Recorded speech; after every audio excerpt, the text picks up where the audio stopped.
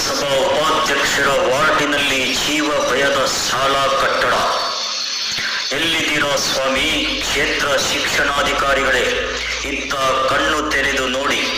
ಒಮ್ಮೆ ಶಿಥಿಲಾವಸ್ಥೆಯ ಈ ಶಾಲೆಯ ರಗಳೆ. ಬಡ ಮಕ್ಕಳು ಜೀವದ ಭಯದಲ್ಲಿ ಈ ಶಾಲಾ ಕೊಠಡಿಗಳಲ್ಲಿ ಕೂರಬೇಕಾಗಿದೆ. ಯಾರಿಗೆ ಯಾವ ಕ್ಷಣದಲ್ಲಿ ಈ ಕಟ್ಟಡದಿಂದ ಏನಾಗುತ್ತೋ ಎಂಬ ಆತಂಕದಲ್ಲಿ ವಿದ್ಯಾರ್ಥಿಗಳಿಗೆ ಪಾಠ ಹೇಳಬೇಕು. ಕಟ್ಟಡದ ಅವಸ್ಥೆ ಕಂಡು ಆತಂಕದಲ್ಲೇ ಇರಬೇಕು ಎಂಬ ಭಯದಲ್ಲಿ ಶಿಕ್ಷಕರು. ಇನ್ನು ಜನಪ್ರತಿನಿಧಿಗಳು ಬೇಡ ಸ್ವಾಮಿ ಬೇಡ, ಇಂಥ ವ್ಯವಸ್ಥೆ ಅನಿಸಿದಂತೆಯೇ ಈ ಶಾಲಾ ವಿದ್ಯಾರ್ಥಿಗಳ ಪಾಲಕರಿಗೆ ಪ್ರತಿ ವರ್ಷದ ಕೋಟ್ಯಾಂತರ ರೂಪಾಯಿಗಳು ಯಾವುದೋ ಮಕ್ಕಳಿಗೆ ಪ್ರಯೋಜನವಿಲ್ಲದ ಯೋಜನೆಗಳಿಗೆ ಸುರಿಯುವ ಸರ್ಕಾರ ಇಂತಹ ಆಗಲು ಈಗಲೂ ಎಂಬಂತಹ ಕಟ್ಟಡಗಳ ದುರಸ್ತಿಗೆ ಯಾಕೆ ಖರ್ಚು ಮಾಡುತ್ತಿಲ್ಲ ಎಂಬುದೇ ಇಲ್ಲಿನ ಜನರ ಯಕ್ಷ ಪ್ರಶ್ನೆಯಾಗಿದೆ ಸ್ವಾಮಿ. ರಾಣೆಬೆನ್ನೂರಿನ ವಾರ್ಡಿನ ಈ ಶಾಲಾ ಅವ್ಯವಸ್ಥೆಯನ್ನು ಯಾರೇ ನೋಡಿದರೂ ಕ್ಷೇತ್ರ ಶಿಕ್ಷಣ ಅಧಿಕಾರಿಗಳಿಗೆ ಒಗೆಯುವುದಂತೂ ಸತ್ಯ ಕಣ್ರಿ.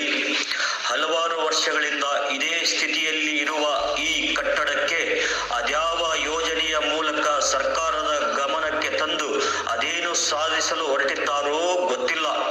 ಇದಕ್ಕೆ ಉತ್ತರವನ್ನು ಸಂಬಂಧಪಟ್ಟ ಅಧಿಕಾರಿಗಳೇ ಕೊಡಬೇಕಿದೆ. ಅವ್ರ ಅಪ್ಪ ಅಮ್ಮವ್ರು ಏನು ಅವ್ರ ಕೆಲ್ಸಕ್ಕೆ ಹೋಗ್ಬೇಕು, ಕೂಲಿಗೆ ಹೋಗ್ಬೇಕು, ತಂದು ಬಿಟ್ಟು ಹೋಗಿರ್ತಾರೆ. ಇದ್ರ ಜವಾಬ್ದಾರಿ ಯಾರು? ಏನು ಹೆಚ್ಚು ಕಡಿಮೆ ಯಾರು ಹೊಣೆ ಆಗ್ತಾರೆ? ಈ ಸರ್ಕಾರ ಬರೀ ತುಂಬಾ ಇಂಥ ಕೆಲಸ ಮಾಡ್ಕೊಂತಾನೆ ಸುಳ್ಳು ಹೇಳ್ಕೊಂತಾನೆ ಹೋಗ್ತದೆ. ಒಂದು ಕೆಲಸನ ಅಭಿವೃದ್ಧಿ ಕೆಲಸ ಮಾಡ್ತಾ ಇಲ್ಲ. ಇದು ಸ್ಮಾರ್ಟ್ ಸಿಟಿ ಅಂತಾರೆ, ರಾಣೆಬೆನ್ನೂರು ಸ್ಮಾರ್ಟ್ ಸಿಟಿ ಅಂತೆ. ಒಂದು ಕೆಲಸನೂ ಆಗ್ತಾಯಿಲ್ಲ. ಎಲ್ಲ ಕೊಳಿತೆ ನೀರು ಬಂದು ಎಲ್ಲ ಕಡೆ ತುಂಬ ಮನೆ ಹಳೆ ಮನೆ ಎಲ್ಲ ಬಡವ್ರ ಮನೆ ಬೀಳ್ತಾ ಇದಾವೆ. ಮನೆ ಕೇಳಿದ್ರೆ ಬಡವರು 1 ಲಕ್ಷ ಕೊಡ್ರಿ 2 ಲಕ್ಷ ಕೊಡ್ರಿ ಅಂತ ಮೆಂಬರ್ ಆಟ ಮಾಡ್ತಾರಂತೆ. ಒಬ್ರಿಗೂ ಒಂದು ಮನೆ ಕೊಟ್ಟಿಲ್ಲ ಇದು ಗೌರ್ಮೆಂಟ್ ಮನೆ. ಇವ್ರು ನಮ್ಗೆ ಸಮಸ್ಯೆ ಹುಡ್ಕೊಂತ ಬರ್ತಾ ಇದ್ರೆ ಭಾಳ. ಇಡೀ ತಾಲೂಕು ತುಂಬಾನು ಯಾವುದೇ ಶಾಲೆಗೆ ಹೋಗ್ರಿ ಟೀಚರ್ ಇರಲ್ಲ, ಟೀಚರ್ ಇದ್ರೆ ಹುಡುಗರಿಲ್ಲ ಅಂದ್ರೆ ಬೆಂಚ್ ಟೇಬಲ್ ಯಾವುದೂ ಇರಂಗಿಲ್ಲ. ಬಹಳ ನಿರ್ಲಕ್ಷ್ಯ ತೋರಿಸ್ತಾ ಇದ್ದಾರೆ ಅಧಿಕಾರಿಗಳಿಗೆ.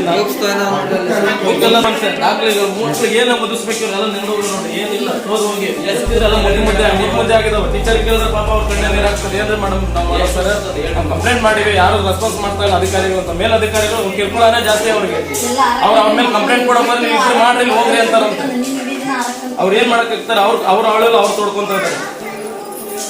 ಬಹಳ ದೌರ್ಜನ್ಯ ನಡೀತಾ ಇದೆ. ಮಕ್ಕಳಿಂದ ಮನೆಯಿಂದ ಎಲ್ಲಾ ಶಾಲೆನೂ, ಇಡೀ ಗೌರ್ಮೆಂಟ್ ಶಾಲೆನೇ ಅಭಿವೃದ್ಧಿ ಕರ್ನಾಟಕದಲ್ಲಿ ಎಲ್ಲೂ ನಡೀತಾ ಇಲ್ಲ. ಇದೇ ತರ ನೋಡಿ ಎಷ್ಟೋ ಶಾಲೆ ಮುಚ್ಚಿಬಿಟ್ಟಿದ್ದಾರೆ. ಏನೋ ಇವತ್ತು ಬಂದಿದ್ದೀವಿ ನಾವು ಇಲ್ಲಿ ಈ ವಾರ್ಡ್ಗೆ ವೀಕ್ಷಣೆಗೆ ಬಂದಾಗ ನೋಡಿದ್ವಿ ಶಾಲೆ ಎಷ್ಟು ಹಳೆದಾಗೈತೆ ನೋಡಿ. ಎಲ್ಲ ನಿಂದೈತಿ, ಯಾವಾಗ ಬೀಳ್ತದ ಗೊತ್ತಿಲ್ಲ. ಗಟಾರ ದೊಡ್ಡ ಇದನ್ನ ಬಂದು ಬರೋಬ್ಬರಿ ವೀಕ್ಷಣೆ ಮಾಡಿ ಮಕ್ಕಳಿಗೆ ಒಳ್ಳೆ ಶುದ್ಧವಾದ ಆಹಾರ ಕೊಡಬೇಕು. ಎಲ್ಲ ಹಳೆ ಕೊಳ್ತಾವ ಹುಳ ಬಿದ್ದಿರವ ಕೊಡ್ತಾವ. ತಿನ್ ಮಕ್ಕಳು ಅಸ್ತವ್ಯಸ್ತ ಆದ್ರೆ ಅವರೇ ಜವಾಬ್ದಾರಿ ಆಗ್ತಾರೆ.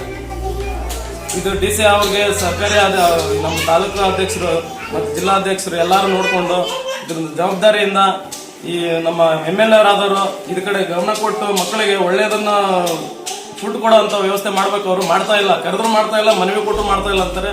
ಜಿಲ್ಲಾಧಿಕಾರಿ ಗಮನಕ್ಕೆ ಹೋಗ್ಬೇಕು. ನಮ್ಮ ಉಸ್ತುವಾರಿಗಳಂತೂ ಈ ಕಡೆ ಏನು ತಲೆನೇ ಆಗ್ತಾ ಇಲ್ಲ. ಜಿಲ್ಲಾ ಉಸ್ತುವಾರಿ ಇದು ಅಂತಿದ್ದಾರೆ, ಎಲ್ಲಿದಾರಂತಾನೆ ಗೊತ್ತಿಲ್ಲ, ಯಾರಿಗೂ ಗೊತ್ತಿಲ್ಲ. ಬಹಳ ಅನ್ಯಾಯ ಆಗ್ತಾ ಇತ್ತು ನಮ್ಮ ಜನಕ್ಕೆ. ದಯವಿಟ್ಟು ಸಹಕಾರ ಮಾಡಬೇಕು ಅಧಿಕಾರಿಗಳು ಅಂತ ಕೇಳ್ಕೊಂತ ಇದ್ದೀನಿ.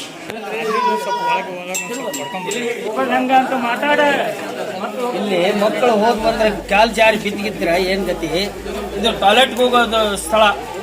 ಎಷ್ಟು ಸ್ವಚ್ಛತೆ ಐತಿ ನೋಡ್ರಿ ಇಲ್ಲಿ. ಇದೆಲ್ಲ ನೀರು ನಿಂತಿರ್ತಂತ, ಒಳಗಡೆ ಎಲ್ಲ ನೀರು. ಆಮೇಲೆ ಎಲ್ಲೆಲ್ಲ ಲಾಕ್ ಆಗಿದಾವು, ನೀರು ಅಂತಕ್ಕಂಥ ಇಲ್ಲ ಇಲ್ಲಿ.